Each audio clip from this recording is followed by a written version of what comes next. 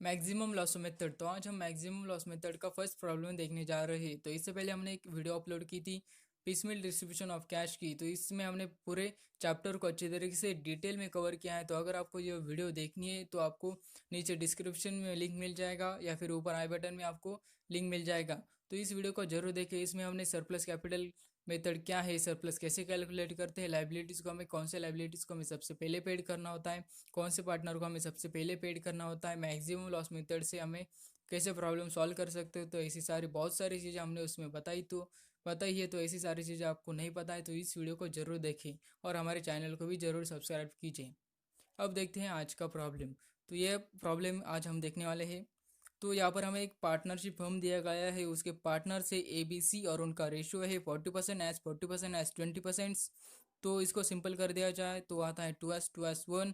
ये जो partnership firm है वो 31 दिसंबर 2015 को डिसॉल्व हो गया है और हमें बैलेंस शीट नीचे दी गई है। तो अब देखते हैं लाइबिलिटीज साइड्स। तो लाइबिलिटीज में हमें दिए गए हैं कैपिटल्स। तो ए को हमें पेड करने 30,000, बी को पेड करने 10,000 और सी को पेड करने 3,000। तो कैपिटल यानी क्या कि जब पार्टनर की इन्वेस्टमेंट, जब फर्म या फिर बिजनेस स्टार्ट होता है तो तब पार्टनर्स पैसे लगाते हैं उसे हम कहते हैं कैपिटल्स, वो हमें पेड करने हैं। उसके बाद है बीज लोन, यानी बी के नाम पर लोन लिया गया है फर्म के लिए तो उसको हमें पेड करना है। तो बी का लोन है 5,000। उसके बाद है रिजर्व फंड। तो रिजर्व फंड यानी हम कुछ कैश को रिजर्व करके रखते हैं तो उसे हम कहते हैं रिजर्व फंड। तो ऐसा रिजर्व फंड हमारे पास है 5,000। तो ये भी हमें पेड करना है तो कैपिटल को यानी पार्टनर्स को। उसके बाद है क्रेडिटर्स। तो क्रेडिटर्स यानी क्या कि जब हम किसी से उधार पर माल लेते हैं और उसका पेमेंट हम फ्यूचर में करने वाले होते हैं तो उसको हम कहते हैं क्रेडिटर्स। तो ऐसे क्रेडिटर्स यानी हमें पेमेंट करना बाकी है 10,000 का। तो इसी सारे हमारे लाइबिलिटीज़ है। अब देखते हैं एसेट्स। तो एसेट्स में हमारे पास है बिल्डिंग्स है 18,000 की। हमारे पास है मशीनरी 15,000 की। उसके बाद स्टॉक यानी जो हमने प्रोडक्ट सेल नहीं किए हैं वो आते हैं स्टॉक में, तो ऐसा स्टॉक है हमारे पास 3,000 का। उसके बाद डेटर्स। तो डेटर्स यानी क्या कि क्रेडिटर के अपोजिट, यानी हमने किसी को माल उधार पर दिया है कस्टमर या फिर कंज्यूमर को, तो वो हो गए हमारे डेटर्स, यानी उनसे हमें पैसा लेना है, वो हमें पैसा फ्यूचर में देने वाले हैं तो वो हमारे एसेट्स हुई। तो वो लोग हमारे एसेट्स हुई। तो ऐसे एसेट्स हमारे कितने हैं 8,000 की, यानी हमारे पास 8,000 की उधारी है। उसके बाद हमारे पास कैश है 2,000 का, हमारे पास कैश है और दोनों साइड की टोटल है 46,000। तो ये फॉर्म डिजोल्व हो गया है दिसंबर में। तो इसकी जो एसेट्स है हमने उसको बेचना शुरू कर दिया क्योंकि हमें यही करना होता है, एसेट्स को सेल करना होता है और लाइबिलिटीज़ को पेड करना होता है। तो यहाँ पर भी हमने वही किया, तो एसेट को सेल करना स्टार्ट कर दिया। तो अब देखते एसेट को सेल करना स्टार्ट कर दिया था हमने, तो अब देखते हैं उसके रियलाइजेशन। तो डेट 2016, एसेट रियलाइज रुपीज़ और एक्सपेंसेस रुपीज़ हमें दिए गए हैं।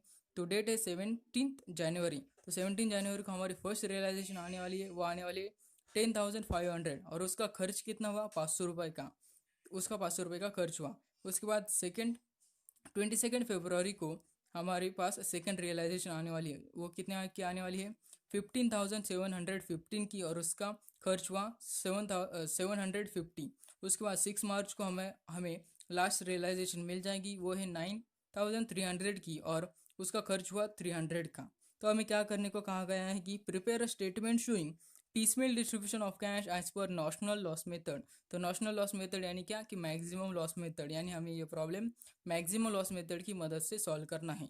तो यहाँ पर हम सबसे पहले क्या करने वाले हैं कि लाइबिलिटीज़ में जो हमने पिछले वीडियो में देखा थी कि हमें सबसे पहले कौन सी लाइबिलिटीज़ को पेड करना होता है, तो उसी के हिसाब से हम पेड करेंगे और मैक्सिमम लॉस को कैलकुलेट करेंगे। ऐसी सारी हम चीज़ें करने वाले। तो चलिए अब करते हैं। तो अब देखते हैं इसका सॉल्यूशन। तो statement showing piecemeal distribution of cash as per national loss method यानी मैक्सिमम लॉस मेथड। तो कॉलम देख लेते हैं कौन से आने वाले हैं। डेट 2013 का कॉलम, पर्टिकुलर्स का कॉलम, एक अमाउंट का कॉलम, उसके बाद कैश का कॉलम, उसके बाद हमें लिखनी होती है एक्सटर्नल लाइबिलिटीज़। तो एक्सटर्नल लाइबिलिटीज़ में हमारे पास एक क्रेडिटर्स। तो क्रेडिटर्स कौन सी लाइबिलिटी है, थर्ड पार्टी लाइबिलिटीज़, और वो एक्सटर्नल लाइबिलिटीज़ में आती है। इसलिए हम सबसे पहले लिखेंगे क्रेडिटर्स। उसके बाद हमें लिखनी होती है इंटरनल लाइबिलिटीज़। तो इंटरनल लाइबिलिटीज़ हमारे पास है यानी लोन, ये हमारे पास बी का लोन है तो बीज लोन लिखेंगे और उसके बाद हमें लास्ट में लिखना होता है कैपिटल। तो कैपिटल्स में A2 B2 C1 ABC partners के नेम और उनके रेशियो 2:1। तो डेट में यहाँ पर हम स्टेप बाय स्टेप जाने वाले। तो सबसे पहले क्या लिखते हैं हम, ओपनिंग बैलेंस लिखते हैं। तो डेट में लिखेंगे हम 1 जनवरी। पर्टिकुलर्स में लिखेंगे ओपनिंग बैलेंस। तो कैश हमारे पास है 2000, बैलेंस शीट में हमें 2000 का कैश दिया गया है, वैसे हम लिखेंगे 2000। क्रेडिटर्स में हम लिखेंगे 10,000, तो हमें 10,000 पेड करना है बैलेंस शीट के हिसाब से।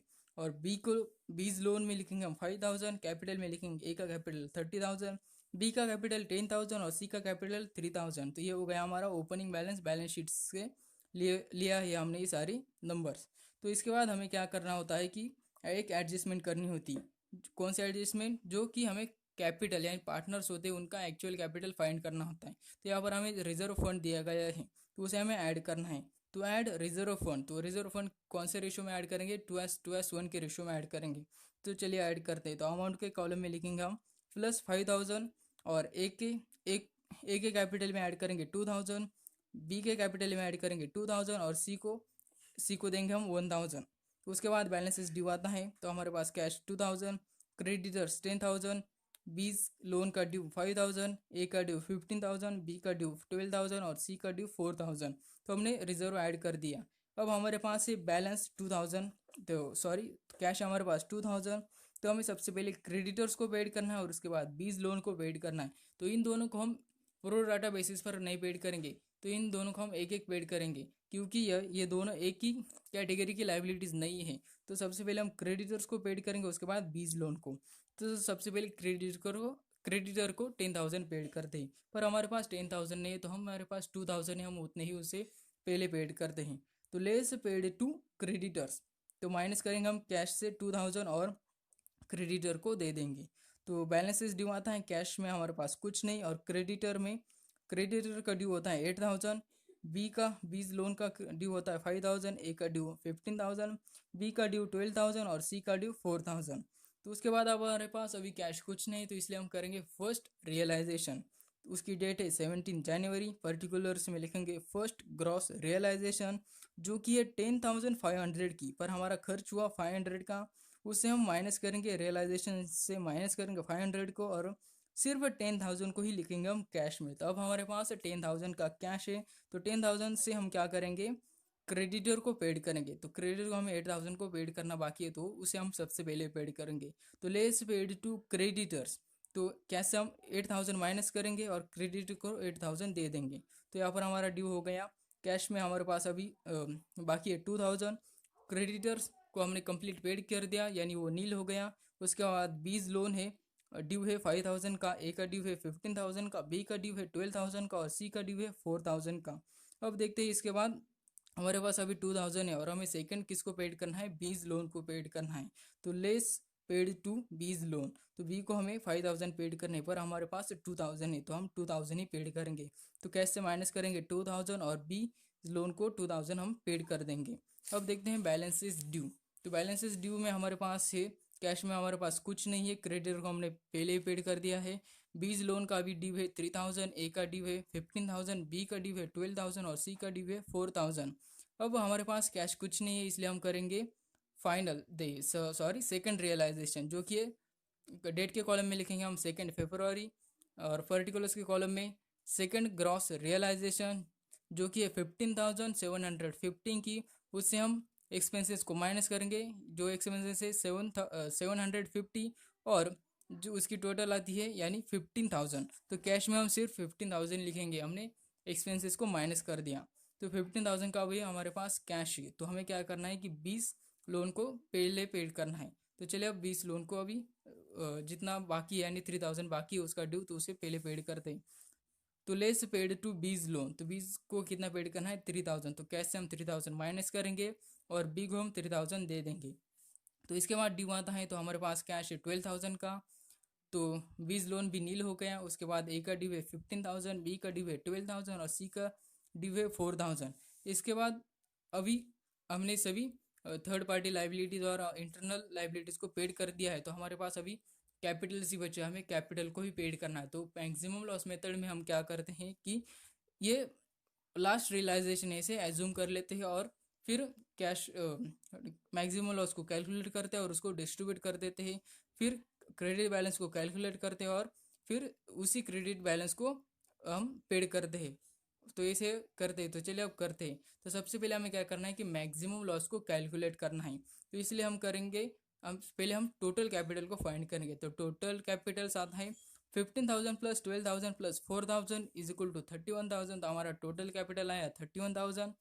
उसे हम लेस करेंगे कैश, तो लेस अवेलेबल कैश जो कि हमारे पास है 12,000 का। तो इन दोनों की माइनस करने के बाद हमारे पास आता है मैक्सिमम लॉस। तो देयरफॉर मैक्सिमम लॉस इज 19,000। तो 19,000 का लॉस आया, तो लॉस को हमें क्या करना है कि प्रॉफिट शेयरिंग रेशियो में डिस्ट्रीब्यूट करते हैं। तो maximum loss distributed in profit sharing ratio is that 2:1। तो 2:1 के रेशियो में हमें 19,000 को पेड करने हैं, सॉरी डिस्ट्रीब्यूट करने हैं।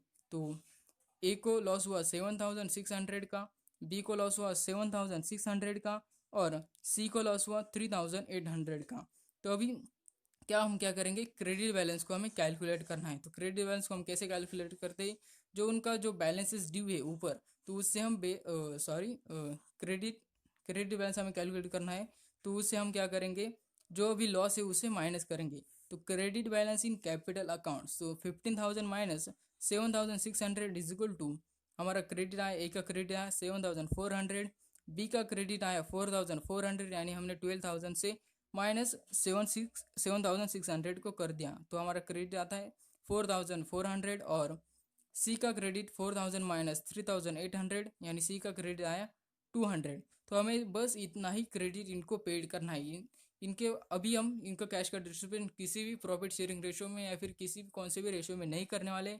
इनको हम कैश का डिस्ट्रीब्यूशन इसी क्रेडिट बैलेंस के हिसाब से करने वाले हैं। तो चलिए अब इनको कैश का डिस्ट्रीब्यूशन करते हैं। तो less paid to A, B and C, तो हमें कितने पेड करने हैं 12,000, उतने ही हमारे पास ही। तो कैसे हम माइनस करेंगे 12,000, और ए को पेड करेंगे 7,400, बी को पेड करेंगे 4,400, और सी को पेड करेंगे 200। अब देखते हैं बैलेंसेस ड्यू। तो हमारे पास कैश कुछ भी नहीं है, हमें ए को और पेड करना है 7,600, बी को पेड करना है 7,600, और सी को पेड करना है 3,800। अब हमारे पास कैश कुछ नहीं, इसलिए हम क्या करेंगे, फाइनल रियलाइजेशन करेंगे। तो 6 मार्च को फाइनल ग्रॉस रियलाइजेशन हुई, वो हुई कितने की, 9,300 की, पर उससे 300 माइनस होगा क्योंकि वो हमारा एक्सपेंसेस है, यानी रियलाइजेशन रियलाइज करने के लिए वो हमारा एक्सपेंसेस हुआ 300 का। तो हम कैश में लिखेंगे सिर्फ 9,000। तो हमारे पास अभी 9,000 का कैश है, तो हमें क्या करना है, फिर से वही स्टेप को करना है। तो चलिए अब करते हैं। तो टोटल कैपिटल हमें फाइंड करना है। तो टोटल कैपिटल हम कैसे फाइंड करते हैं, 7,600 प्लस 7,600 प्लस 3,800, यानी पार्टनर्स की कैपिटल की टोटल वो होती है 19,000। तो 19,000 की हमारे पास कैपिटल है, और उसे हम क्या करना होता है कि कैश को माइनस करना होता है। तो लेस अवेलेबल कैश, तो 9,000 हम माइनस करेंगे 19,000 से। तो हमारा मैक्सिमम लॉस आता है 10,000।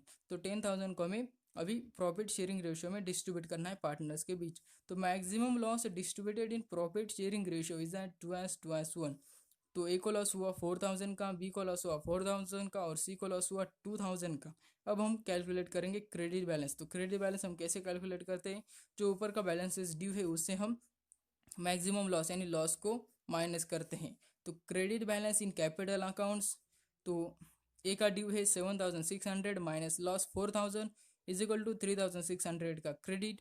बी का 7,600 का ड्यू, उससे माइनस करेंगे 4,000 का लॉस, और उसका क्रेडिट आता है 3,600, और सी का 3,800 का ड्यू, उससे हम माइनस करेंगे 2,000 को, और क्रेडिट आता है 1,800। तो हमें बस इतना ही क्रेडिट पेड करना है, किसी भी रेशियो में हम इनको कैश का डिस्ट्रीब्यूशन नहीं करने वाले हैं। तो चलिए अब इनको पेड करते हैं। तो कैश हमारे पास 9,000 है, तो 9,000 ही हमें पेड करना है। तो less paid to A, B and C, तो कैश के कॉलम में लिखेंगे हम -9,000, और ए को पेड करना है हमें 3,600, बी को पेड करना है 3,600, और सी को पेड करना है हमें 1,800। इसके बाद आता है देयर फॉर रियलाइजेशन लॉस। तो रियलाइजेशन लॉस ए को हुआ 4,000 का, बी का हुआ 4,000 का, और सी को हुआ 2,000 का। अगर हम इनका रेशियो निकाल लेते हैं तो वो आता है 2:1, यानी हमारा प्रॉब्लम करेक्ट है, हमने प्रॉब्लम को वेरीफाई भी कर लिया है। तो यहाँ पर हमने अच्छी तरीके से इस प्रॉब्लम को सॉल्व किया है। तो यहाँ पर हमारी वीडियो खत्म हुई है। अगर आपका इस प्रॉब्लम से रिलेटेड कोई क्वेरी हो या फिर क्वेश्चन हो तो हमें कमेंट में ज़रूर बताओ। आपके कोई सजेशन हो हमें तो कमेंट में हमें ज़रूर बताओ, उसका रिप्लाई जरूर करेंगे। आपकी क्वेरी सॉल्व करने का हम जरूर पूरी कोशिश करेंगे। और इस वीडियो को लाइक करें। इस वीडियो बनाने के लिए बहुत टाइम लगता है, बहुत मेहनत लगती है, तो प्लीज़ इसे लाइक कीजिए, अपने फ्रेंड्स के साथ इसे शेयर कीजिए, और ऐसी वीडियो देखने के लिए हमारे चैनल को सब्सक्राइब कीजिए।